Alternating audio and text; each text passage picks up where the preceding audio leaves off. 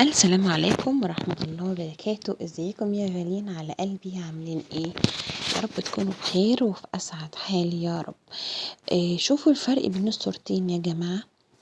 ده جوزي قبل الصورة اللي على الشمال، قبل الصورة اللي على اليمين، بعد عملية التكميم بحوالي 3 شهور.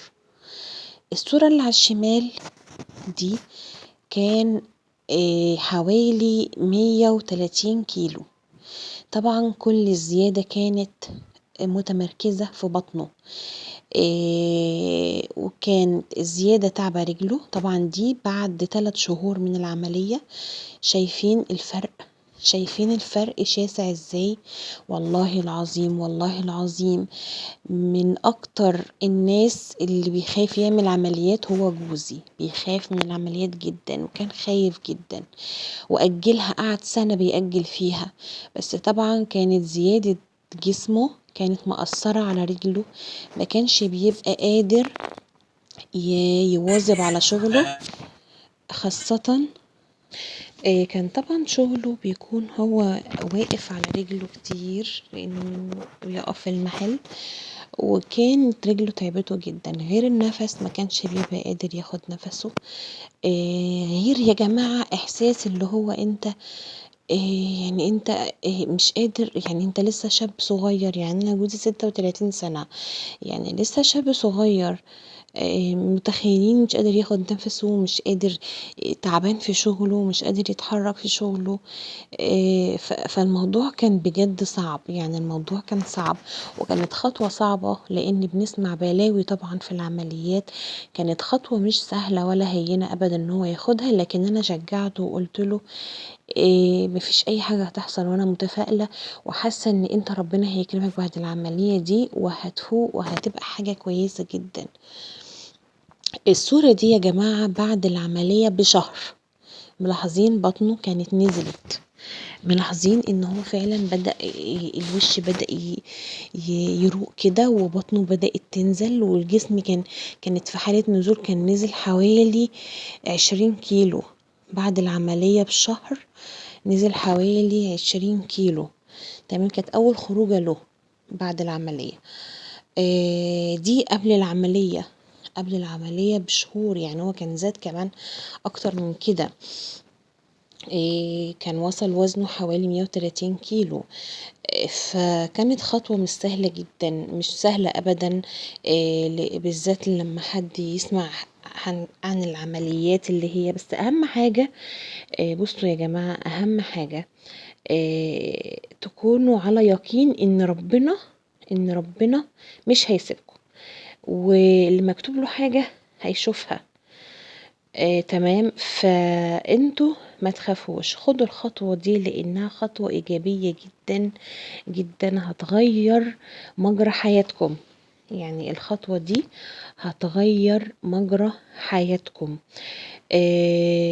انا لقيت في جوزي تغيير يعني مش قادرة اقول لكم. اتغير تغيير كلي. يعني شوفوا الصورة اللي جاية دي بعد العملية ب3 شهور وشوية كمان. شوفوا جسمه ما عادش في بطن اصلا، ما عادش في بطن. جسمه نزل، وشه بقى وشه كأنه رجع 20 سنة، كأنه بقى عنده يعني 20 سنة، كأنه رجع 15 سنة من عمره. شايفين؟ مفيش بطن. يعني على فكرة احنا في الشتاء ولابس هدوم كمان تحت، مفيش بطن. بطنه اتمسحت. شايفين البطن اللي كانت عاملة ازاي؟ بطنه اتمسحت. شايفين؟ اول حاجة بقى يعني ثقته في نفسه زادت قوي، بقى قادر ان هو يشتغل. يعني الناس اللي بتقول بيهلك وبيبقى تعبان ومش، لا لا بالعكس، بياخد مقويات وبيهتم بصحته.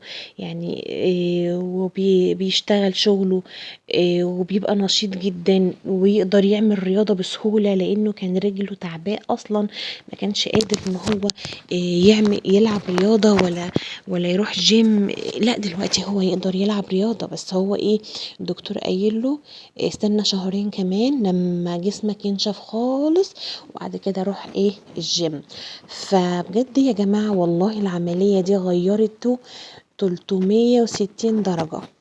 شايفين رجع، يعني شايفين شكله في الأول كان ايه، وشوفوا دلوقتي بقى ايه. يعني رجع للي هو اللي قبل أيام الخطوبة.